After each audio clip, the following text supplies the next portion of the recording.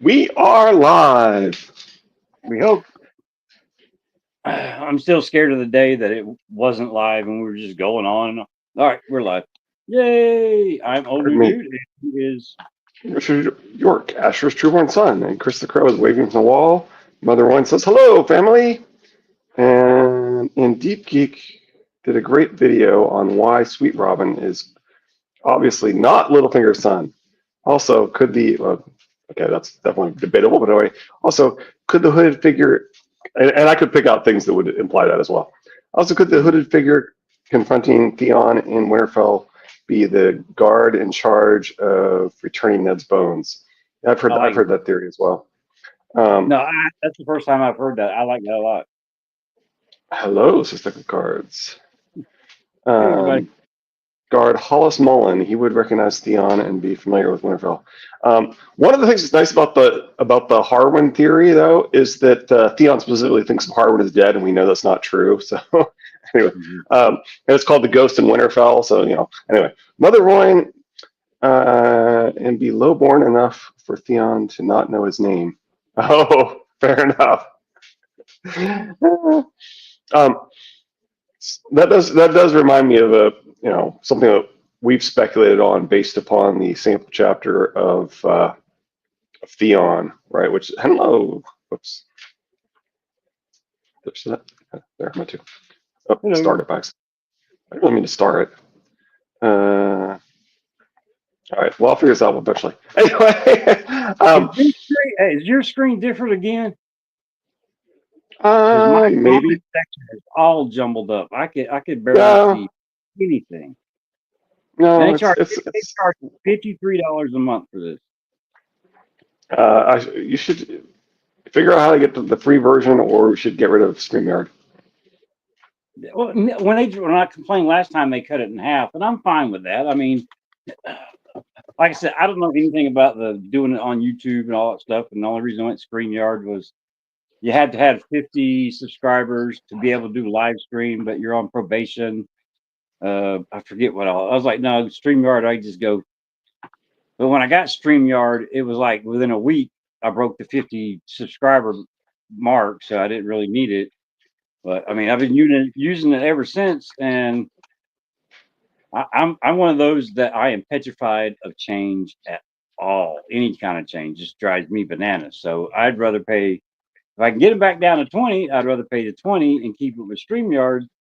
But the changes that they're making and my comment section over here, I can only see one comment, and that is only if it is one line, like the Hinlow. That's the only thing I can see on the side of my screen. I see me, I see you, I see the underneath. It's got the mic, the camera, guest is one, my options. Um, hey, Christy. Evening chat. Old dude, Richard. Yeah. Yeah. Hello. Yeah, and then on the other side, I got the end button, and then I got the comment section. I got a post where I can touch it and make a comment. I have something scribbled over the top of it to where I can't see the comment underneath it.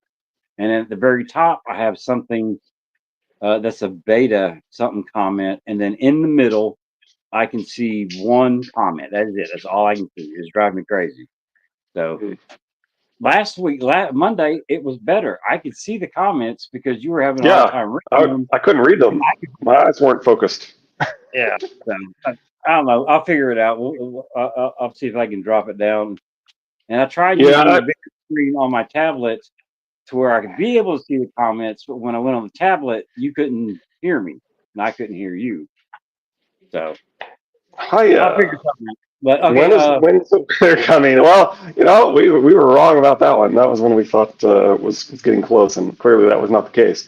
well, there were nuggets last year. The artist that does the covers that had the dragon glass spear yeah, dagger. there was a time when the Spanish one of the Spanish licenses had lapsed, and the official word was they wouldn't renew it until they were ready to release Winds of Winter, and then they renewed it. Mhm. And there was historically they've put out a book set with the new covers, the same year that they put out the new book, and that book set does not have room for the new book. It's deliberately each year that they've had a new book for the last 3 books or so. It's they've had they put out the. In fact, if you look at the very first time that George announced he was done with dance, because he announced it like 3 different times, it was when they announced the new cover with they announced what the new cover of dance would be. They announced that there would be a 4-book set made to match that new cover, but without room for that new book.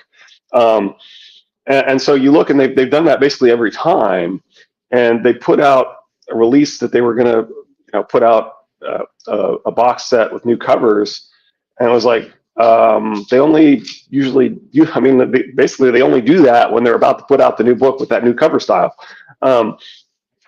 So and there's never room for the new book in those box sets. What? Close? Do you think they were close, like right there at it, and then George pulled the rug out and said, "Oh no, I got to do something"? I at the time I thought that might be the case because I did think that he made a mistake with dance. Right? He spent the next like 2 months working on dance after he'd already announced the finished date. And he did hit the date, but but announcing the date and then forcing himself to finish the book, I think he may have decided that level of stress and sacrifice on his health may not be something he could survive again. His level of stress. I mean, look at the stress on the entire populace of the fandom. That's a lot of stress. I know we're reading comments and everything on here, but I wanted to give a shout out real quick, and I forgot to like it and leave a comment. The Valencar has been watching me and Richard since the beginning. He's our oldest fan. He always leaves a comment. He watches every live stream and video, and we really appreciate it. I give him shout outs when occasionally, but he had left a comment because I went back to check to see if anybody left a comment on theories or anything. And his was a statement, but it's also a theory. He said, Sure. "A second life worthy of a king?" Question mark, and then that little emoji of the guy thinking. And as I was telling Richard, yes, Ghost Right. is a second life worthy of a king, hinting that John is a king. Now, here's the Right. thing. All right, there are two explanations that would make John a king. Yes, he's a Targaryen, and he is the rightful king of Westeros on the Targaryen bloodline. Or, which is what I say, that he is the king of winter. The king of the north. The king of the north. The king of the north. Yeah, well, I mean, That's what. The old gods and the older northern, before they bent the knee and everything, was king of winters, the king of winter. And the direwolf is a northern creature. So a northern creature worthy, a second life worthy of a king would hint that it is connected to the north. And if it's connected to the north, it is John is the king of winter, not the king of king of the north. What? Yeah. So anyway, I mean that's well, that's what. I mean, in terms of Targaryen's episode 1, that's what I said. Is that it's interesting how many of the things that convince people that John is R+L are actually foreshadowing of him as king and perhaps king in the north, right? Right. And because like Jon Snow is king, therefore he must be R+L, and it's like, that's not necessarily logically true. But I just read what Escobar said. I put my wish for winds in one hand. You can guess the state of my hands. Does your hand look more like Davos or Jamie or Donald Trump? Anyway, it's the poopy hand. Okay. Wish in one hand, poop in the other. Sure. Yeah. Anyway. Okay. The other thing I wanted to talk about. Oh, go ahead. Yeah, well, Mother had thrown in 2 things there. The Sweet Robin is not Littlefinger's son, and then what was the second one? I don't remember. Yeah, my mind is. I remember the first. Hollis Mullen. Oh yeah. Okay. You want to touch on the Sweet Robin thing? I mean, I do think there's some wording in there that you could absolutely conclude is Lysa or Peter implying that you can absolutely find words where they imply that he is, that Peter and that she and Peter do not yet have a kid, or that she is, or that he is John Aaron's and so forth. That absolutely there you can pick and choose quotes in either direction to make the case for in either way. And that's Okay, now, George's style, to plant seeds in multiple directions and keep things ambiguous, and he likes the discussion and so forth, right? Now, yes, but how he the uses hair color in the story, though, the blonde of House Aaron and the red of House Tully do not make black hair or dark hair. So, I mean, just like in the show, when George says, sure, okay, make Jon Snow's hair black, and at the end of it, well, the pale blonde of House Targaryen and the brown of House Stark make black. I mean, it doesn't match. So the same thing with Sweet Robin. The hair color alone, when George uses hair color a lot in this story to either hide or confirm, or wink, wink, nudge, nudge, confirm um, fathers and stuff like that of children, it doesn't add up. I don't mean if he's not Littlefinger's, he's not John Aaron's. But if he's not Littlefinger's, who is he? And then when we get into the kinslaying in this story, um, if Littlefinger kills Sweet Robin, then he is guilty of kinslaying. So I mean, bad things tend to happen to people that kinslay in this story. So I I don't mean, know. Bad things happen to everybody, and good things happen to people at Kinsley in the story too. So I don't know yeah. about that, but anyway, the Hollis Mullen. Yeah, I mean, your argument that if he's somebody who's lowborn, then I wouldn't remember his name is actually pretty good, and that kind of carries me into our interpretation. I think we share this, that Davos goes off pretty early and wins, Mhm. and we haven't seen Rickon or OSHA in quite a while, right? And Mhm. it's very suspicious in the sample chapter for Theon and Wins. The two names that is it Crowfoot Umber? I think it's Crowfoot Umber. Yeah. That the Crowfoot Umber uses to test to test Jane to see if she's legit, and it's the guy that OSHA was sleeping with and working with, and the guy who we keep being told how they keep lengthening her chain, and eventually they let her off of her chain. And it's the blacksmith who's been. So those are the two people we know she's been like most interacting with at Winterfell, right? The two positions she most interacted with at Winterfell happen to be the two names that somehow Crowfoot Umber knows about to test somebody to see if they're from Winterfell.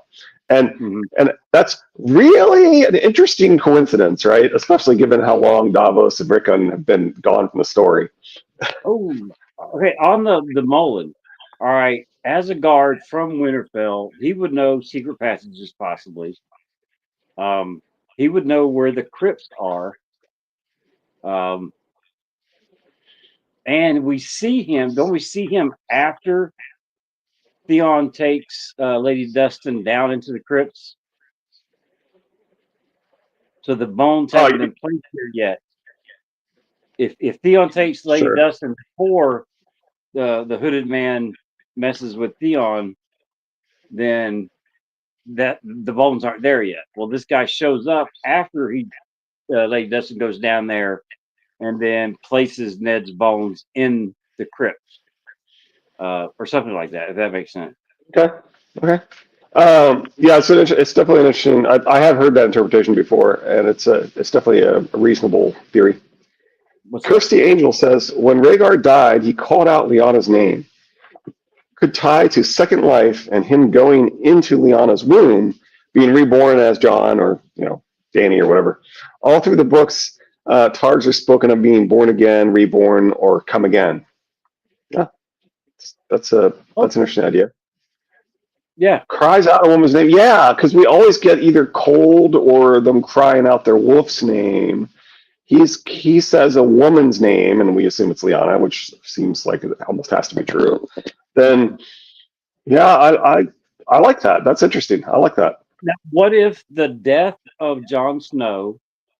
Oh, because Rhaegar is not present. I mean, we're in Jon's thoughts.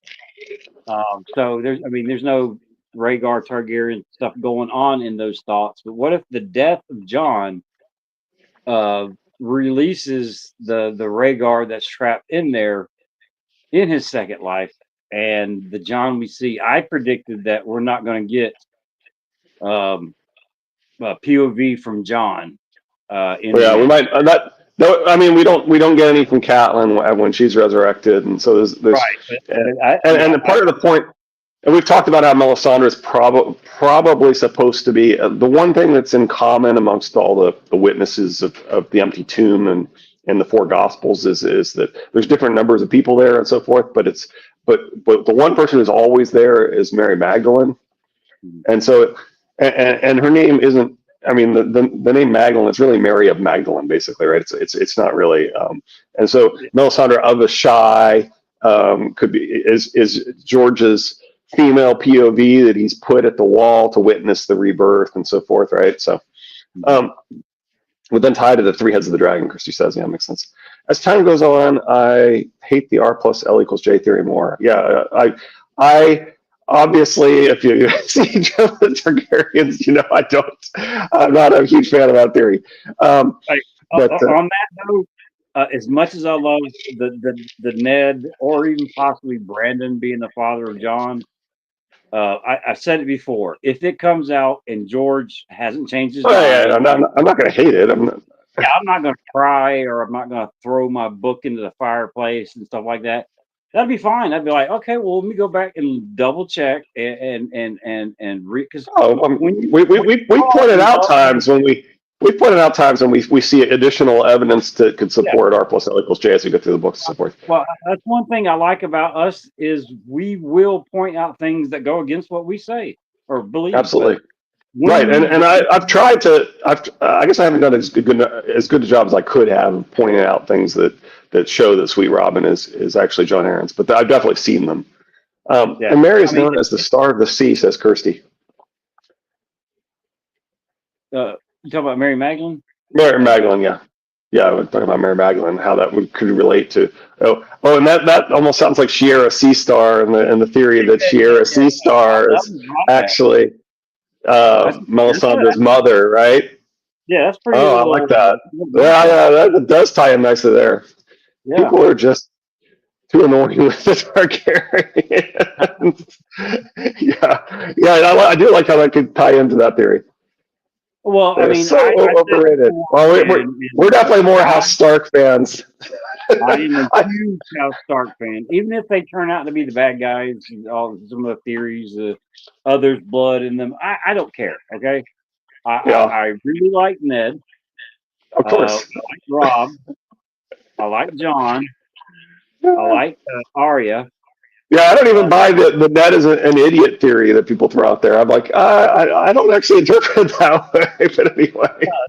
I mean, there was that is that I think Hidden Fingers screwed Ned the same way it's messed with other people. When there's repetition, especially when it's a strong feeling, Ned's all about protecting children, and then you get to the point where he sabotages himself and gives Cersei the warning. Okay, I know you need to leave, protect the children. That move right there screwed him royally. But I still say it's the same as anytime we see repetition in this story. It's Hidden Fingers just Yeah, getting that one to it wouldn't shock me if we actually do get especially if it winds up being Bran and from Bran's POV explain some of these things that Bran having planted this idea that you have to save the children. like the Anyway, Mad King, uh, burn them all. Cat continuously checking to see if the knife is there. I mean, it's repetition in certain things in the story.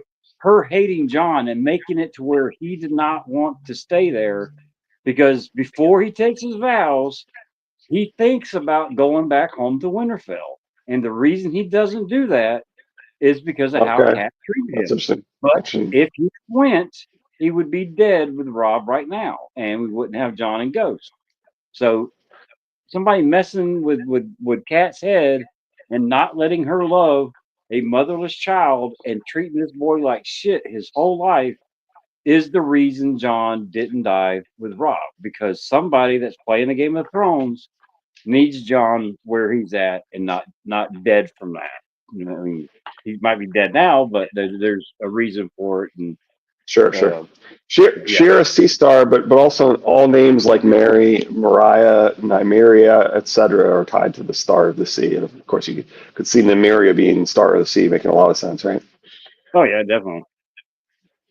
Um, Chrissy one brought of the things some I knowledge today. I like it. one of the things I wanted to talk about a little bit was Dark Star. So speaking of stars, um, so Preston brought this up again, and I couldn't remember why it was that he was throw so much shade on the common interpretation of Dark Star in the fandom, and I was trying to remember exactly what it was, and he brought it up again, and he mentioned it, so I thought it was worth discussing. So when but trying to save the children was not the move that killed him, but the Lannister plot armor that just had unlimited bad luck. Off topic, Sea Star is a great name. Yeah, absolutely. Um, so when George, we know this George was had his eyes focused and was writing like crazy in those first, those 4 years from the release of Game of Thrones to release of Storm. That along with some duck and egg stories, like all the duck and egg stories. So notice how many of the same names that House Stark and Martells share. Yeah, that's interesting. Yeah, he's definitely kind of, well, for one thing, he's definitely tying the Dornish to Ned and the concept of female equality and so forth, right? But yeah, that is interesting. Um, anyway, so he was planning on this 5 year gap. Although he did put in the beginning of Storm that Danny's dragons were almost big enough to ride already, right? Which is interesting because so he left himself an opening there that he can now use. Um, but so for the first 6 months that he was working on Feast, he he was working on the concept that he would have a prologue or multiple prologues or a what he eventually called the mega prologue that would explain the 5 year gap. And Dark Star was invented at that point when he first started to write the prologue to Feast, as pretty much as is. So this character was developed with the 5 year gap in place. So if your theory is that Dark Star was created because he needed a Dane because of the 5 year gap, that's definitely not true. That doesn't mean that now that he then got rid of the 5 year gap that he doesn't have a Dane that's more appropriate potentially to go after Dawn. That could still be true. But if your theory is he created Dark Star because Edric wasn't going to be old enough, Ned wasn't going to be old enough. No, that's clearly false. But that doesn't mean that Dark Star couldn't still fill that role now that there is no longer a 5 year gap, even though Dark Star was created for the 5 year gap. All right. I appreciate that because that's what I always thought was Dark Star was Yeah, created. yeah. Which doesn't mean that he's not the more appropriate Dane at this point, and that George therefore can call the audible and use him for Dawn. But that's not why he was created. Chris Angel, no. What names do they share? I only noticed the Ironborn stealing names from all of Westeros. Yeah, it's certainly interesting that Theon is named after a Stark, right? Yeah. I've only just noticed, and Dorne and the North are said to be more similar than any other two realms in Westeros. Yeah, that's certainly. No, I definitely find Of the opposite side of the coin. You got the they're ice and bleed. fire. Yeah, exactly. Right, Yeah. and in fact, you've got this, and it's debatable whether the Mormonts or the Reeds are more representative of Dorne and female equality. Right. On the one hand, you've got the Reeds that represent the southernmost point of the North and a magic house with a brother and sister that are taking that are protecting the heir and separating the heirs, and And right, Mira is the warrior, not so and it's it's the lady. She is the lady when they introduce them, mhm. and he is not, right? So it seems like maybe she's set to inherit. Um, it's not Lord Jojen, it's Lady Mira. Okay, Um, yeah. so it Now almost sounds like would that play they into might have female. yeah, here check this out. I'm trying another theory that uh Ashara is the mother of Mira and went to the nest. And Mm. so if that Dornish philosophy followed her to Howland Reed's floating house of Then Mira would be the heir. Yeah, then Mira would she be the certainly heir. represents that. And now, obviously, I think that there's some really strong textual clues that say that Ashara is Quaithe, but I've never heard you talk about that. I'm just no, I've kidding. never mentioned that. And it's funny because I used to think that Raella was Quaithe, and that Septa Lemore was a Chardane, and I flip flopped those two. In my head, I flip flopped them, and that now I think that Septa Lemore is Raella. But anyway, um,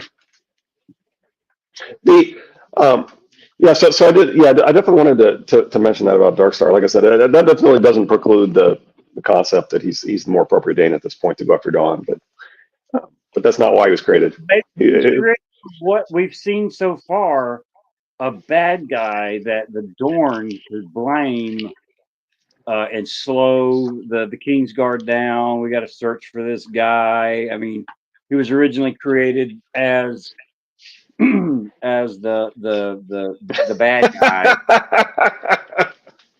Ashara equals Quaithe equals Lemore, scepter by day, sorceress by night. Well, her being associated with like religion and being associated with the religious visions of Dany, there's some similarities there. She's definitely a mother figure, mother goddess figure. Um, yeah, there's definitely some similarities there, and that's part of why.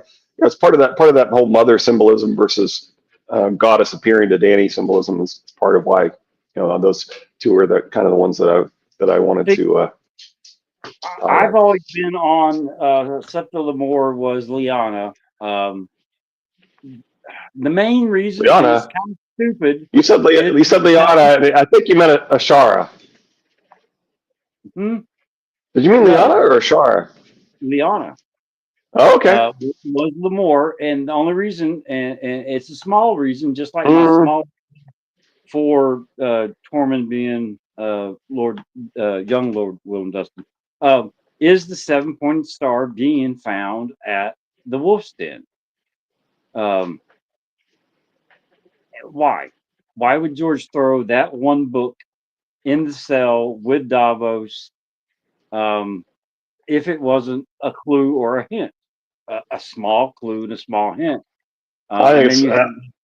then you I, have this I'm, septa that has stretch marks, is beautiful, got nice boobies, and uh, seems to be the mother figure for Fagon. Um, and we're told that Tyrion is really good at guessing ages, but maybe he got the age wrong on this one, and George is using that unreliable narrator to age up Lemore a little bit. But I mean, why put that book? Why write it on the page if that book, the 7-point star, is not a hint? It is not important in some way. That doesn't necessarily mean that Seven More is Liana. Or no, yeah, sure. Man, you got me. That's right. I got all mixed up anyway, there. Yeah, I got yeah, all mixed yeah, up. yeah, yeah. Ashara it makes more sense. Liana is pretty young, so anyway. Yeah. Um, Sorry. I got the names in my head. You know how Yeah, my I thought so. yeah, I thought so. But anyway, I you was like, tried oh, to Cedric correct me. Stevens. Anyway, You Derek tried to Carr says correct my me. favorite tinfoil and gives us the much needed magic user from the seven in terms of his statement of Ashara equals Quaithe equals the more. Um, I ever thought love some ever thought tinsel. Liana equals Gianna, Howland Reed's wife. Um, Yeah, that's that's what an we were interesting talking about. Yeah. interpretation. Kind of a similar kind of a similar concept as once again saying, okay, well, maybe not Ashara. What about Liana? So I think he's kind of riffing on the fact that you were confusing Ashara with Liana, and he's saying, well, maybe it's not Ashara, maybe it's Liana. That's Alan Reed's wife. Well, I mean, she does protect him at the Trinity of Harrenhal. So I mean, And yeah. Mira and Jojen are younger, so they are younger than John. So yeah, anyway, okay, And if okay. you look at the description of Mira, it is an awful lot like a description of a Stark. Because if I'm not mistaken, they talk about how slender she is. I think she's got brown hair. I can't remember the exact color, eye color, but um, her description in my mind sounded kind of Starkish. You know what I mean? So yeah. Okay. Why am I getting names confused today? I'm kind of pissed off at myself. That's all right. That car says there's. I mean, everybody does that.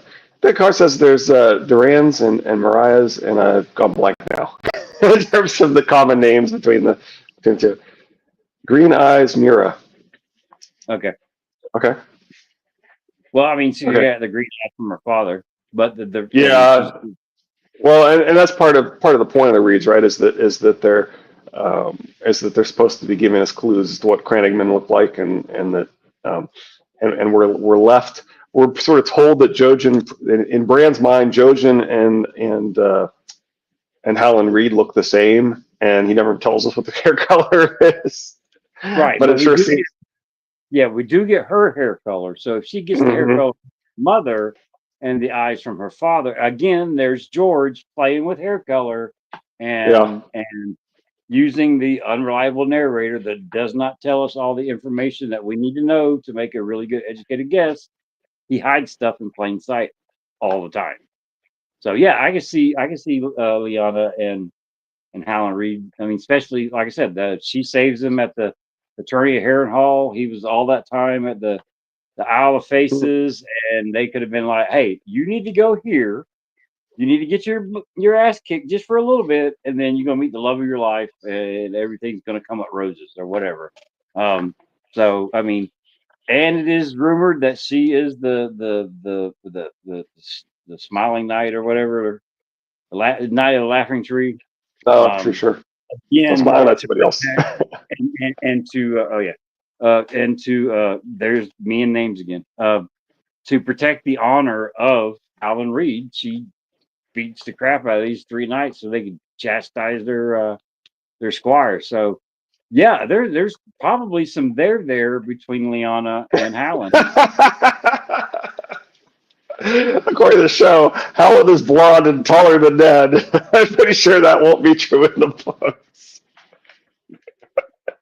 Yeah, what was the story about haircut? That's pretty funny. Ah, ah. Yeah, I think you could. I would not bank on that being true in the books. That's for sure. Um, as we started to talk about the North and which houses might represent the uh, the the Dornish, as it were, right, with the Mormonts and the Reeds. And the Mormonts, I think, is really interesting, right? So he really does tie Longclaw well, specifically to the Palestone sword, right? The Palestone sword is the name of the tower in Starfall, right? And he uses the term Palestone twice to refer to Longclaw. Um, so Longclaw is the Palestone sword, and John has been basically given it as a reward for proving himself worthy, essentially, right? Right. Which is When they not say how it actually. when they say Palestone, they're talking about the pommel, right? Yeah, Or they're talking. Okay, but it's still included in the sword, so it's right. It's the only time you see Palestone's referring to a sword, right? And so he's earned the right to the family blade of the essentially one of the female equality houses, right? Um, check this out. On my grand scheme, him fingers, all that stuff. The marriage of G.R. Mormont to the High Tower It puts him in financial trouble.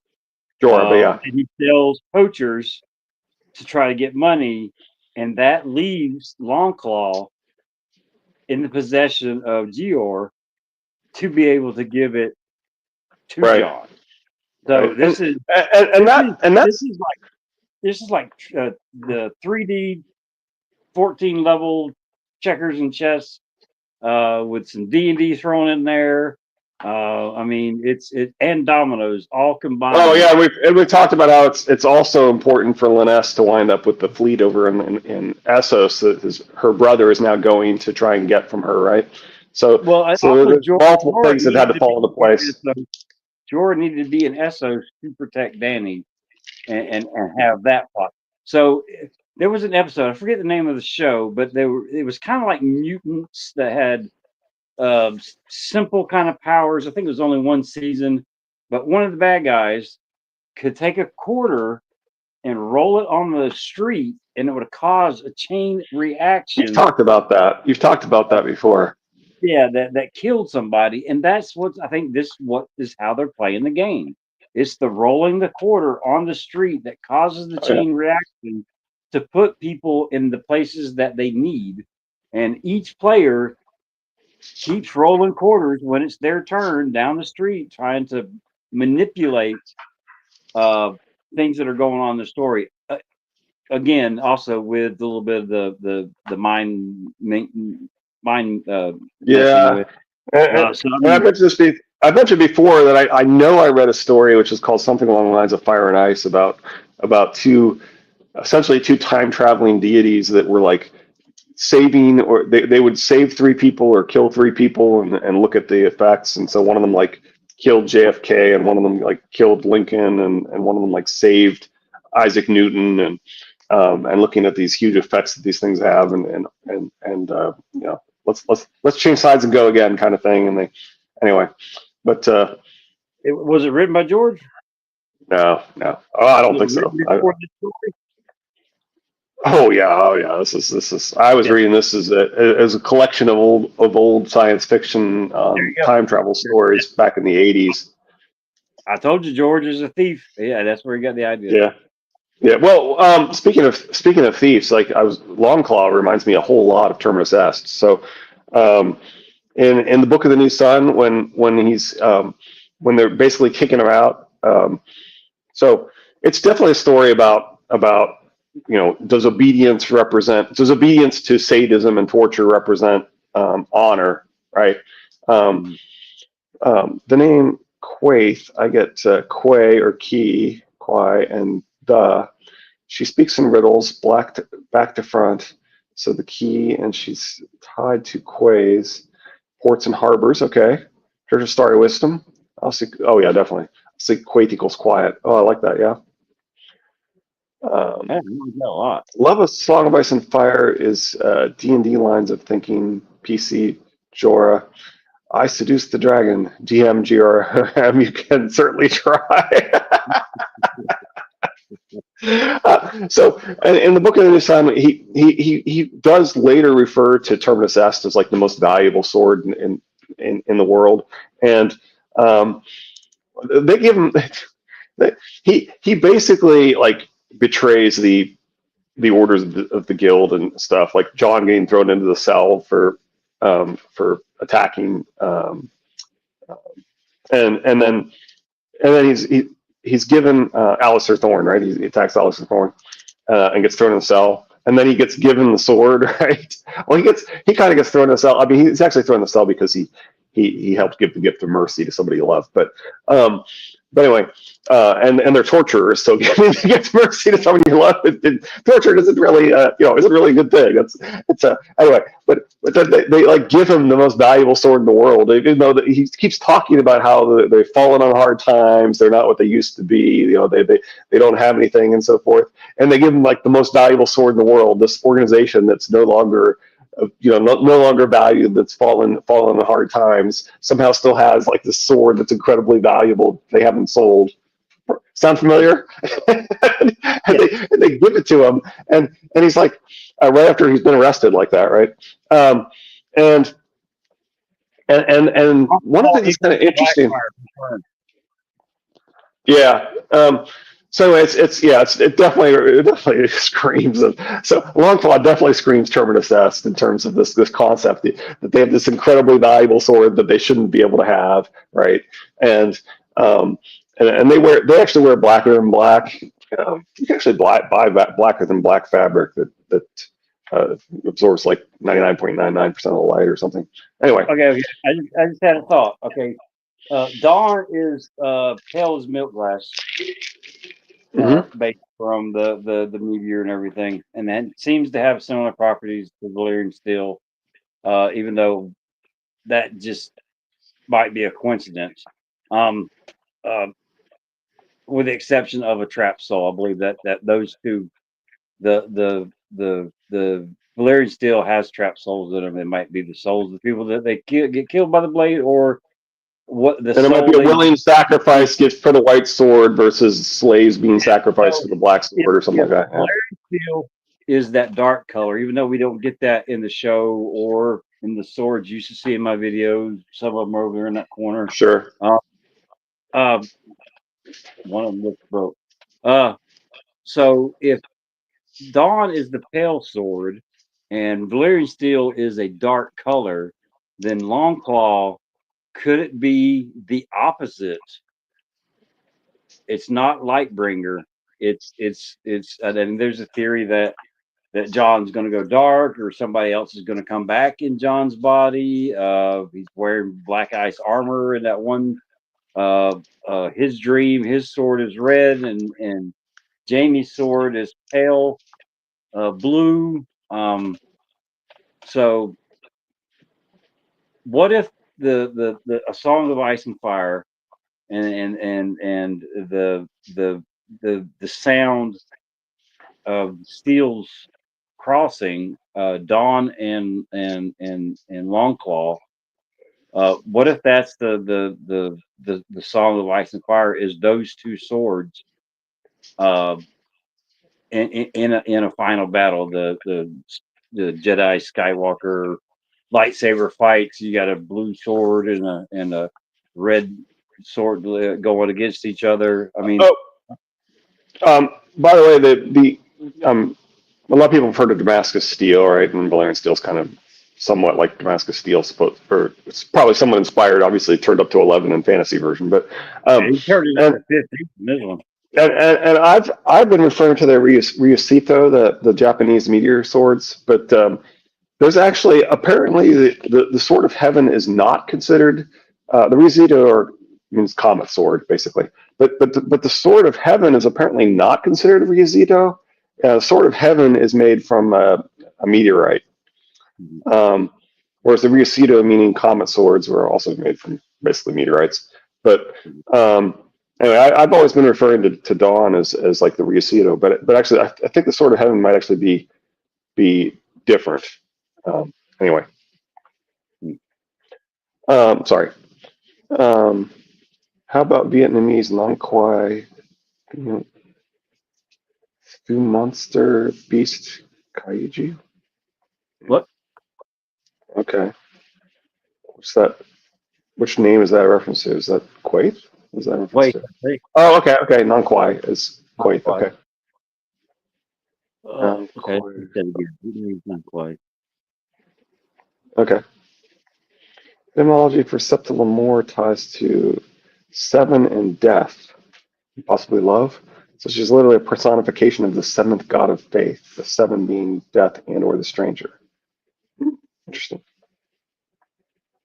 Where are you getting all this Or stuff? Some of the comments in possibly here make me love. feel stupid. That's all I gotta say.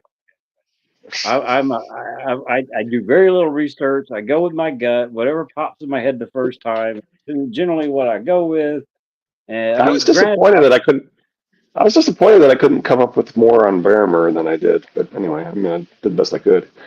I don't know how that got so messed up. Quathai, meaning monster, beast, kaiju, for etymology for Quaith. Okay, that makes more sense. That makes much more sense. Okay, fair enough. Um, Now, And then some. in this scenario, in this story, the monster. I mean, ooh, I like that. The I mean, Well, and she does want Danny to go to Quake or to uh, uh, a shy by the shadow, right? So we don't seems think to. there's nothing that's going to happen if she goes to a shy. It's a dark. George probably intended her to originally, and he said that maybe if we go there to be like in somebody's flashback or something, right? Like or brand Well, I vision, mean, something I look like at that. it this Vision or way. flashback. Yeah, I don't think anything good's going to happen there. I mean, granted, when uh, Bran is doing his fall and he looks to a shy, he sees dragons stirring underneath. So chances are there might be more dragon eggs there that she could possibly hatch, or um, sorcerers or whatever, shadow binders, all that kind of stuff. Whatever's there, if Danny visits, can use Danny's uh, pure fire magic or whatever's going on with her to hatch dragons themselves. But I don't think anything good would come to of her going to the shy. Granted, she might learn things, and we, the reader, might learn things, especially like the source of the river, the supposed spaceship in the mountain type thing.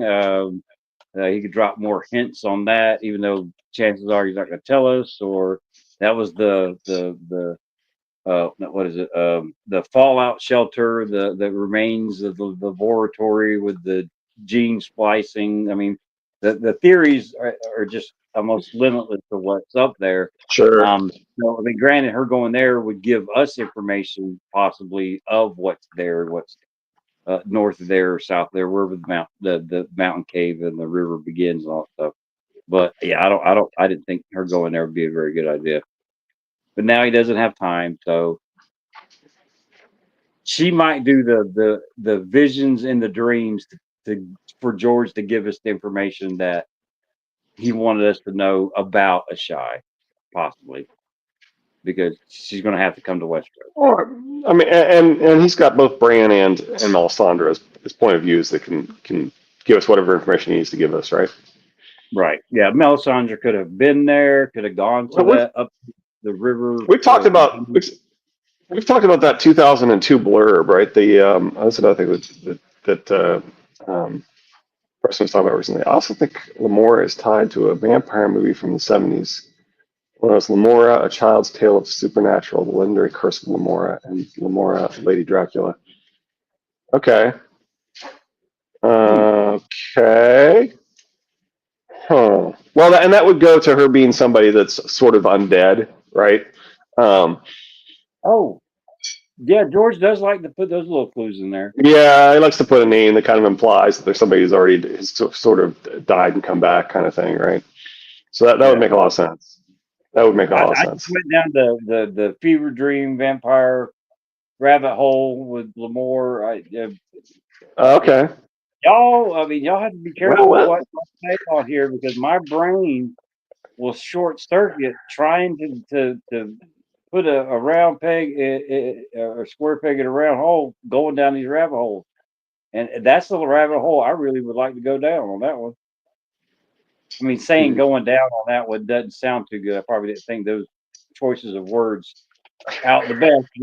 That is a rabbit hole I would like to visit. uh, um, Jon Snow and the Lord's Kiss, right? now,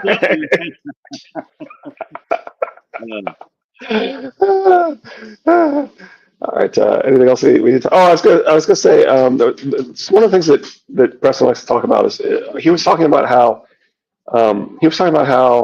George clearly knew that he wanted Ned Dane in the story at the very beginning, right? And he had already before he wrote the appendix to Marwyn, before he wrote the appendix to um, Game of Thrones, he had already written Edric Dane into the story, and so the name Edric was as an honor of Ned. It was already in the story before he told us that Edric Dane was the Lord of Starfall um, in the appendix of the Game of Thrones.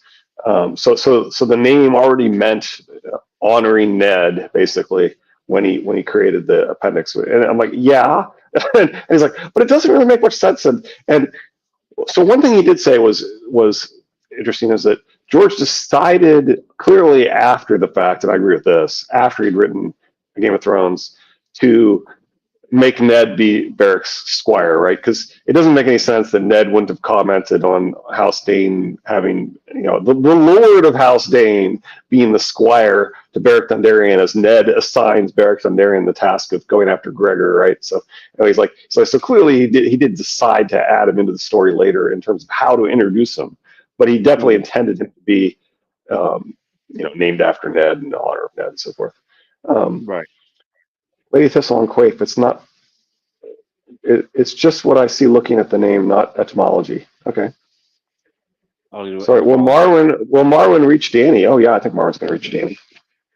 And I still wonder if we're going to find out that he's perfumed, because it seems really interesting to me that he introduces this concept that there's a character called the Seneschal that you need to talk to. That's like the most important position in that it's a position that rotates among the archmaesters, and he talks about how it used to be other people in the past. And so that makes you wonder, well, that means one of the archmaesters had the title the Seneschal at the time that Quaithe referred to the perfumed Seneschal. And people are always like, well, we don't know why the perfumed Seneschal is, is that a person that's coming? Shouldn't that be another person coming to Dany? And why isn't Marwyn mentioned as one of the people coming to Dany? And I'm like, isn't he though? What does Seneschal mean? I mean, just like etymology. That's a steward, basically. So that's why when Tyrion says the stinky steward, right? Because it's like the aromatic servant, or it's kind of like a castellan. It's a the person in charge. Are there multiple definitions for perfume? Because we get the reference from Ned that Robert used to wear the smell of sweat and leather as perfume, and now he wears perfume. So, okay. I mean, couldn't natural or even possibly some kind of stinky smell, couldn't that still be considered perfume? Yeah, I always refer to my dog Leo as because he likes to scratch his back, but he also likes to find things that you wouldn't want to share back with the pack as his perfume of choice, right? Yeah. And so, yeah, I certainly refer to this such things as perfume. Deck of cards. Look up the movie Lamora. It ties to Lamora and Lyanna, I think. That gave me an idea. If Marwyn, go back. The name of the movie is what? Lamora. Lamora. I can't go back and watch this. Read the comments and when I go back to that gave me an idea. If Marwyn munches weirwood, his breath would be perfumed, and we know of the opioid properties that it has. Okay. Yeah. Okay. Could you chew on? Yeah, I guess you could chew on weirwood just like they chew on sour leaf, I suppose.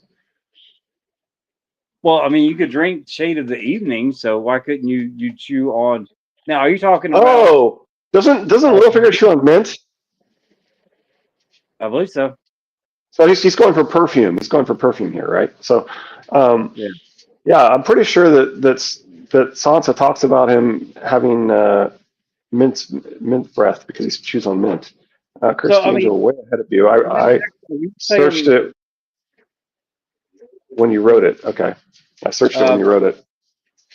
The chewing on weirwood, it would be the red leaves, so it would mirror when the sour leaf or whatever it is that they all chew on, and the red dripping and the spit. So, but if you're actually chewing on the leaves from a weirwood tree, would it give the same visual to where now we can't tell who's on sour leaf and who's chewing leaves from a weirwood tree? So George is again hiding in plain sight. One of these things ain't like the other, and you don't know which is which. even though they look identical um, to the same, like the bed of blood and uh, bloody bed, referring to the birthing bed. It's mentioned 4 times. Now I say 3 are the birthing bed, and the 4th is the hidden one, which is the bloodletting bed, which is the bed that Leanna dies in. So the same thing can be true with chewing the sour leaf and then chewing leaves from the redwood tree. You're not sure which is which now. It kind of depends on the character and their role in the story to try to figure out, okay, who's chewing on redwood tree leaves. Is that kind of what you were meaning there, deck of cards?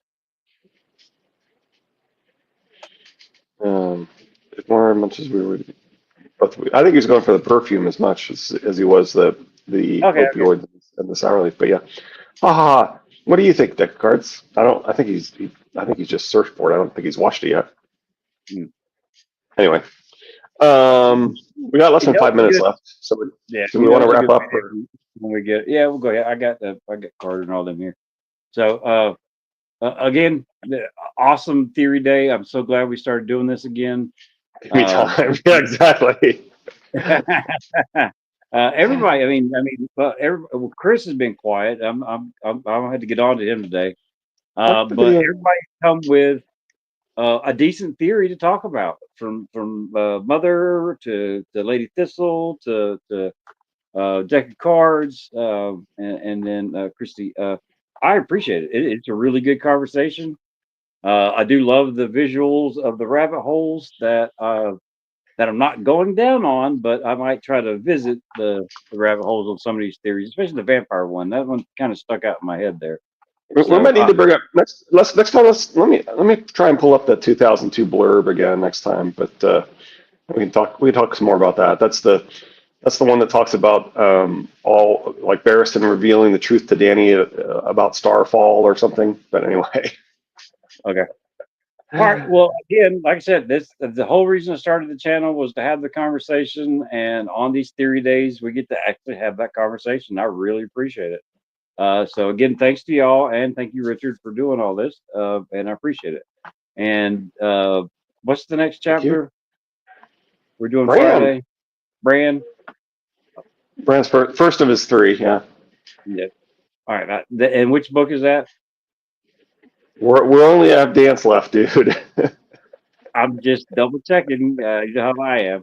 But We're done the first 4 books already. So Henry the Seventh had a bed made for his marriage called Bed of Roses. Ah, nice, nice.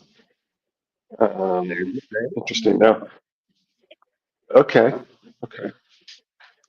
That's pretty sneaky. All right. You ready? Yep. All right. Appreciate it, everybody. We will see y'all Friday, and y'all have fun. Take care. Bye. Bye, Richard. Bye. Well, it's not just the father of Henry VIII knows the Winter King. It's not just that. Henry the Seventh is the Richard the Third king, the one that defeats him at the Battle of Bosworth. So he's extremely relevant to the concept of secret bastards and the Wars of the White and Red Roses. So anyway, all right. Good job. All right. Bye, y'all. Have a good one. Bye, Richard. Bye.